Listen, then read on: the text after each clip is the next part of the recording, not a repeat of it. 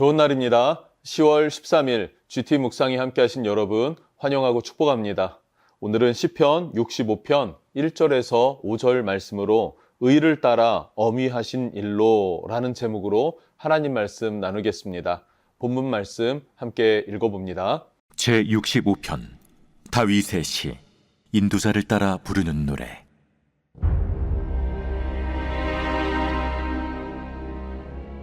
하나님이여, 찬송이 시온에서 주를 기다려오며 사람이 소원을 주께 희양하리이다. 기도를 들으시는 주여, 모든 육체가 주께 나오리이다. 죄악의 나를 이겼사오니 우리의 허물을 주께서 사하시리이다. 주께서 택하시고 가까이 오게 하사 주의 뜰에 살게 하신 사람은 복이 있나이다.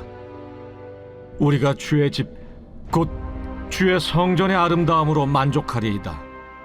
우리 구원의 하나님이시여, 땅의 모든 끝과 먼 바다에 있는 자가 의지할 주께서 의를 따라 엄위하신 일로 우리에게 응답하시리이다.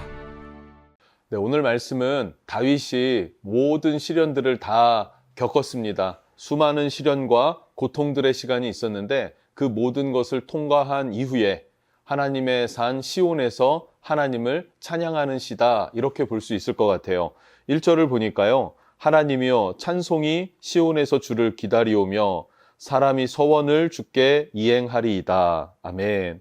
두 가지가 나오죠. 찬송을 시온에서 불러드립니다 라는 거예요. 하나님 앞에 찬송을 부르는데 시온에서 부른다 라고 말하고 있어요. 그리고 또 하나는 서원을 주께 이행하겠습니다 라는 표현이 있습니다. 서원을 주께 이행하겠습니다.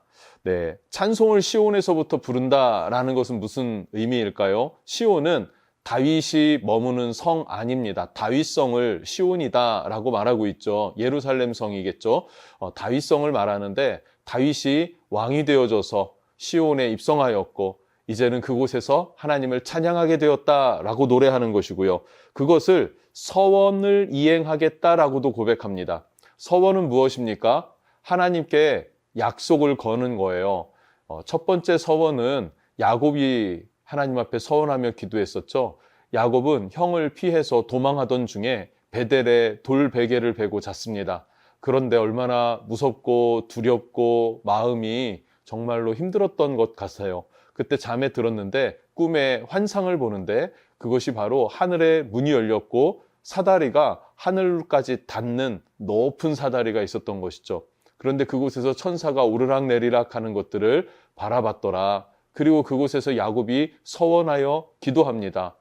그 기도의 내용은 하나님께서 나를 지켜주시고 내가 온전히 아버지의 집으로 돌아가게 된다면 내가 영원히 하나님을 섬겨 10의 1조를 드리겠습니다 라는 거예요. 이것이 서원입니다. 하나님이 나에게 이것을 해주세요. 그러면 내가 이것을 하나님께 하겠습니다 라고 약속을 하는 것입니다. 그 약속을 다윗이 이행하겠다라고 노래하고 있습니다. 그럼 이 말은 다윗이 지금 많은 위기가 있지 않았습니까? 사울이 죽이려고 하는 10여 년의 시간이 있었습니다. 그 10년 이상의 시간 동안 하나님이 지켜주셔서 내가 시온에 들어오게 되었고 이제는 내가 그 하나님의 은혜로 약속으로 왕이 되었기 때문에 그것을 갚아 하나님을 찬양하고 높여드리겠습니다 라고 하나님 앞에 나아가는 것입니다. 당연히 다윗은 이렇게 한번 찬양하고 높여드린 것으로 서원을 이행했다라는 게 아니에요. 다윗은 왕이 된 이후에 법궤를 옮겨왔습니다. 모셔오고 그리고 그곳에 레위인들을 회복시킨 다음에 그들로 하여금 24시간 365일 이스라엘의 하나님을 찬양하는 것이 끊어지지 않게 했다라는 거예요. 그렇게 하나님을 높여드렸다라는 것, 그것은 언제부터? 도망하면서 피신하면서 위기의 순간순간마다 하나님을 의지했고 또 하나님께 약속한 그 결과로 하나님 앞에 예배했다라는 것을 알 수 있습니다. 자, 2절부터 4절은 그렇게 하나님을 찬양을 하는데 하나님을 찬양할 구체적인 이유에 대해서 물론 서원을 하나님 앞에 했기 때문에 하나님을 높여드립니다. 그러나 서원이 목적이 아니라 하나님의 하나님 되심, 그 하나님이 찬양받으실 이유를 말해주고 있습니다. 바로 2절입니다. 기도를 들으시는 주님이에요. 기도를 들으시는 주여 모든 육체가 주께 나아오리이다. 하나님은 기도를 들으시는 주님이시기 때문에 찬양받기 합당하다는 거예요. 세상에 많은 종교들이 있고 그들도 다 기도가 있습니다. 그런데 그들의 기도는 대부분이 자기 성찰이라든지 자신의 그 내면과 대화하는 그것이 중심이 되어지는 것이죠. 그러나 성도의 기도는 다릅니다. 하나님이 들으시고 응답하시기 때문에 우리가 사람이 사람과 대화하듯이 친구와 대화하듯 아니면 부모님과 대화하듯 하나님과 대화할 수 있고 하나님께 의지하고 하나님의 뜻과 하나님의 권능의 간섭하심을 구할 때 하나님은 듣고 응답해 주시는 인격적인 하나님이시다라는 것을 알 수 있죠. 그래서 찬양받기에 합당하십니다라는 것이고요. 자, 3절을 보면 죄악이 나를 이겼사오니 우리의 허물을 주께서 사하시리이다. 아멘. 죄악은 항상 우리를 이깁니다. 그래서 우리는 항상 죄를 짓고 범죄하고 넘어지고 그런 존재가 바로 우리들이죠. 그런데 중요한 것, 하나님을 찬양할 이유, 그것은 그런 우리가 항상 죄에 지는 우리지만 하나님께로 나아가면 주께서 어떻게 하십니까? 허물을 사하신다라는 거예요. 허물을 주께서 사하시리이다. 어떤 죄와 어떤 허물을 가지고 주께로 나아간들 주님은 우리의 죄를 씻으시고 깨끗하게 하신다. 죄와 허물을 용서하시고 씻어주셔서 우리로 하여금 구원을 얻게 하신다라는 것. 그렇기 때문에 우리는 하나님을 찬양하기에 합당하다라는 것입니다. 그리고 4절에는 뭐라고 합니까?